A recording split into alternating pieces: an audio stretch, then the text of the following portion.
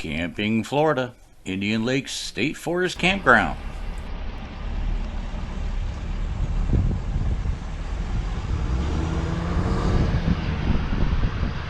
And a quick look at the map. This campground is located in Ocala, Florida, and the address is in the lower right hand corner.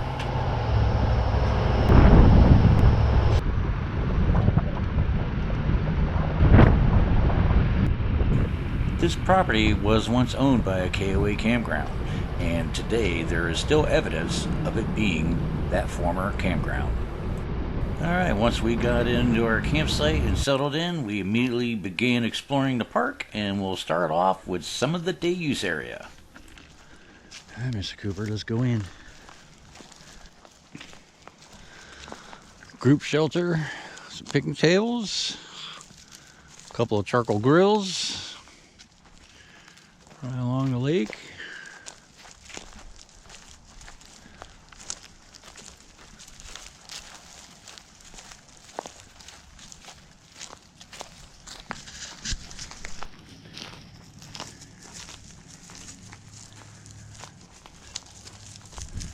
So one thing we noticed walking around down here, recently we had the Hurricane Milton come through, and there was a lot of flooding in the area, and across the way you could see, you know, evidence of how the lake has gone down with the little sandy shore. But beyond that, I don't know if you can see it in the camera, but there's like a dark brown line, and then all of a sudden there's green tree above that, and it goes all the way around. And then when you come back over here to the day use area where we're at, you can see the definite stains on the trees. Look at these trees right here. Like here's the stain here down and on up. So this is how high the water was, and I'm standing here, it's like comes out to about 5 foot 8 inches deep. Even look at those trees right there. See the brown, and then it turns into gray. That's where the water was. And even on the information board right here is the water line going all the way across. Of course, it's a little dirtier inside because the corking has soaked up some of the water. But right here's the water line, and that is just coming right up above my chest. Amazing that this was all underwater just a couple months ago. It says this lake formed from a sinkhole. Oh. So there you go. This beautiful lake is created by a sinkhole. Huh. Filled in with water and has remained ever since. Hey, Cooper.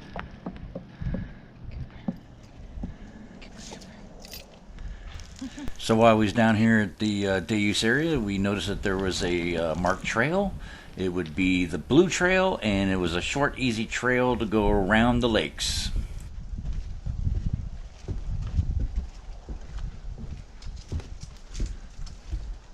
That water's rolling. Yeah.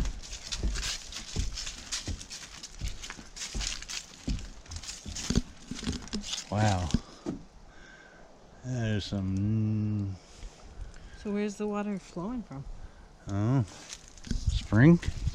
Because look, it's flowing real good. Yeah. You can hear it. Yeah.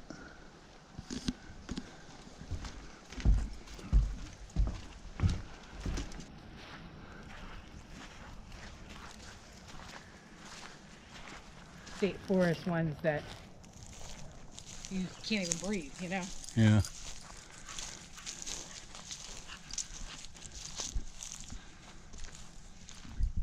Alright, immediately after the day use area, you enter the gate which leads to the campground, and we're going to do a full walkthrough of all the campsites, as there are only 11 campsites to choose from. And starting off with campsite number 1, and sites 1 through 5 are tent sites only, and they have no water or electric. They are primitive sites only, but they are really nice sites.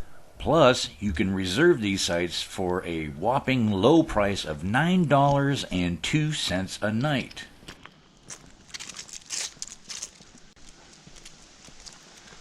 Site number 2.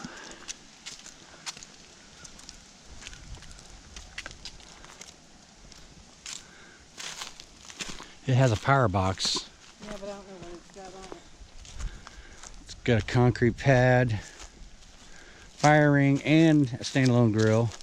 Yeah, that's not a power pole. That's it's like that telecommunications pole that's in our backyard.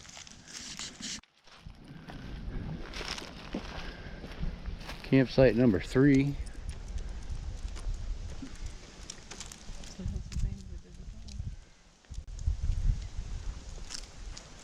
Really, really big site. That one is, yeah. I like 1 and 3 the best. Site number 4, that 2, is very large for tent sites. And it's got a concrete pad there too. Maybe the picnic tables were on them at one point, And maybe. and people just moved them. Mm. How many of them are tent? 5. 5. So this is number 5 right here.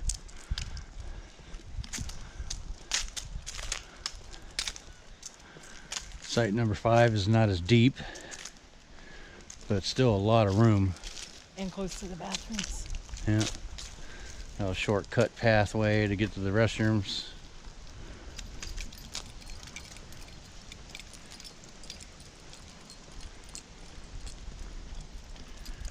Alright, so from here on you have RV sites, and tents are welcome to camp up here too if you're looking for electric and water.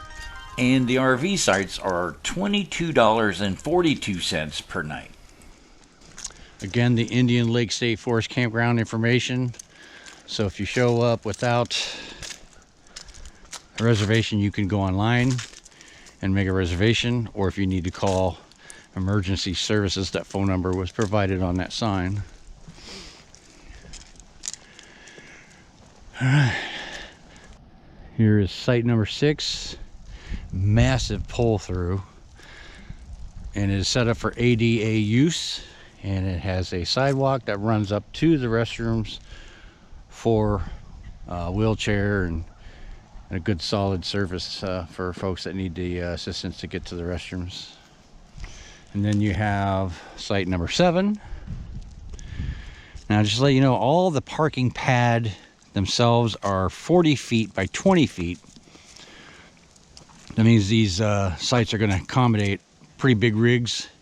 And can you get anything into these sites bigger than that? The answer is yes, because the driveway apron part is additional 20 feet, so it's making a total of 70 feet for most of the campsites in here. And the sites are giving you electric at 30 and 50 amp service, water service. And then you have a massive heavy duty picnic table, a lantern hanger, a standalone charcoal grill, and then you have a fire ring with the ability to cook on it, and then your living space and or your site is giving you a lot of room for your personal space, and you're spread out pretty decent between you and the next site, so it makes it a perfect park to visit. And by the way, there is only 11 campsites to choose from here at this park.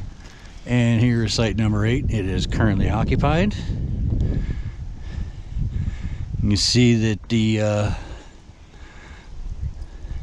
that's like a, I don't know, 18-foot trailer, and you see how he's only occupying half the parking pad and then the driveway itself. But look at all the shade that these sites give you. Look at all the room, so you can spread out for some yard games or a lot of visitors for spreading out some extra chairs and pop-up gazebos.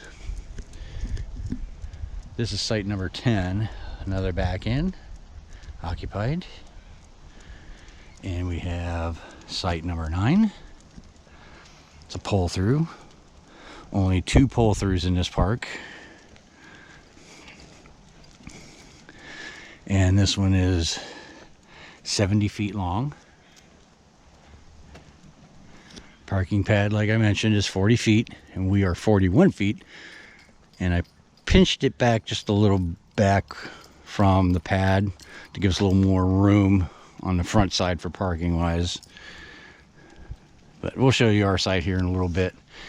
And then randomly, right over here in the middle of this inner loop, you got a picnic table, a grill, and a lantern, indicating that's like a tent site, but it has no campsite number, so we're not sure exactly what that's for.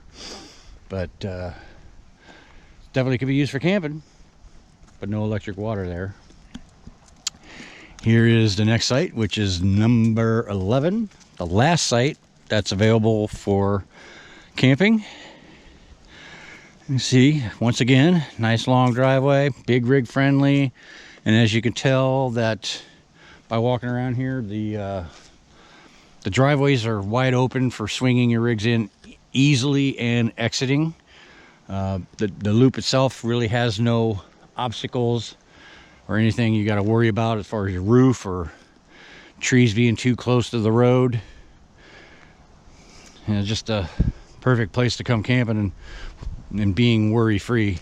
And the best thing about this park is it's only $22.52 a night to stay here with an RV for electric and water. Now, if you're doing the primitive tent sites, it's only $9.02 a night. So what a way to take advantage of some taking a break on your pocket when you're visiting Florida and camping Florida, because a lot of the RV resorts, of course, they make you dig deep in those places for the the use of their pools and their tiki bars and all that good stuff. So definitely consider this park for a place to camp and relax. And one other thing I wanted to mention, that this park is only 4 miles away from Silver Spring State Park. So if you're looking for some extra activities, like you want to go explore the spring itself and do the glass bottom boat tour, or if you want to drag your kayak down there and do some paddling, you can do that, or even some fishing. And then of course Silver Spring State Park also has wild monkeys that occupy the area. You can always go down there and try to get your luck and do some sightseeing of those little guys running around. So anyway, let's go check out our campsite and we'll show you that one around, because I think site that we got, number 9, is the best one in the entire park, even though all of them are good. So here we go. Site number 9, 70 feet in total. Camping pad is 40 feet, 20 feet wide. It has electric water, and electric is 30 and 50. It has a heavy duty picnic table, and you can move it to your desired area on the campsite. You have a fire ring with the ability to cook on it. As you can see, we made us a nice little cozy spot over there, and we'll be having a fire tonight. And then you have a lantern post, a charcoal grill with the multiple settings. And then I set my my cooking utensils over here, kind of like in the shade area. And then we're set up for some television. You do get some local television channels here, like 26 of them, I believe. And then in the afternoon, you get some really nice shade from your awnings and your rig, and you have a really nice view of all this natural wooded area. And then there's a few stray cats that run around the neighborhood here, and we kind of made friends with this one. Come on. We call her Marion because we're in Marion County, so we didn't know what to call her. We've been giving her some table scraps. We brought some leftover turkey from the holidays and brought it up here, and she's been benefiting from it. So then of course we got our bikes. We'll take a bike ride around loop here in a little bit, do some more exploring, and we'll tune you in if we find anything interesting. And that's right, folks, this park has state-of-the-art dump station. Check it out. Looks pretty new, clean. Great place to empty the tanks. Some more of the lakes. Yes, so we finally hit up the other trail, the red trail, and this one here has some historical landmarks that I felt that were important to check out. Let's catch up to Miss Nana.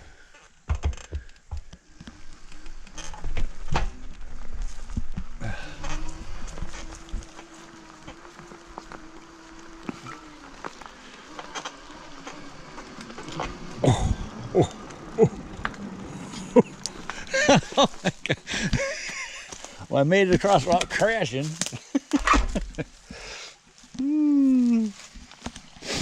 But look at all these old remnants of things. I mean, is that an old concrete bridge? I don't know, because like there's like kinds of stuff in there. I mean, on the other side there, I saw a remnant of an old 55-gallon drum. Look at this. There's some concrete right here. I don't know. What is going on here?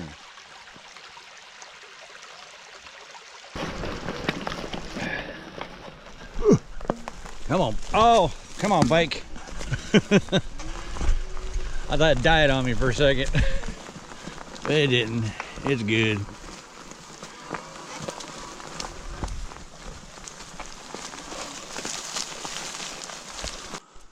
So here you go, folks. There is a Civil War era cemetery right here on the property, dating to 1845s. There was a small whitewashed church that was built, but it's been since gone through a fire. And the Native Indians also did rituals along the Indian Lake here, and the children would enjoy swimming in that lake as well. And so this land is preserved for the reason of their heritage and our heritage. See, WHM, and that says WHM. So I'm assuming this is a headstone and a footstone. And then there's a memorial stone right here in the middle. It's Lieutenant W.H. McCardell Dickerson Company, CSA. Confederate States Army. So this was a Confederate soldier, died in 1871. Huh. That's really something. Look, the flowers are still... Yeah, look, someone brought artificial flowers, which were poppy, and everybody knows traditionally poppy flowers are for remembering soldiers, and who knows how long these have been here, but they're still here. There's 4 clumps of them. So here's another memorial or plot, and somebody has put a memorial candle here, but that's not from 1895, so that tells me that you have families still reside in this area and still come out and visit. He was in the Florida Infantry for the CSA. Yeah. He was a another private soldier. I think this is all military related cemetery. Okay guys, along our travels we found this little fenced in thing, and it's got like I don't know, it's got like a piece of wood up there with a loop in it, metal loop, and then there's a pipe there. So it's kind of making me think former well, like a well or something. But that kind of makes no sense when you have all the water streams up not too far from here. But cut it and gone into it. yeah, so the fence has been, or the so-called gate's been cut, so somebody's gone in it. I don't know. Anybody know what this is? Hey, comment. So Tammy brought up a good point that this could be maybe a final remnant of the whitewash painted church, because the church was built kind of close to the lake and we're very close. So So, anybody know? Like I said, please leave a comment. Let us know. Alright guys, Indian Lake Recreation Campground sure is a nice place to come and visit and relax and do a little bit of exploring. Well, as we make our way out of the park, we just want to say you should consider subscribing to our channel. You'll never know, we just may be guilty of adding to your bucket list. And as always, thanks for watching. Two for the road.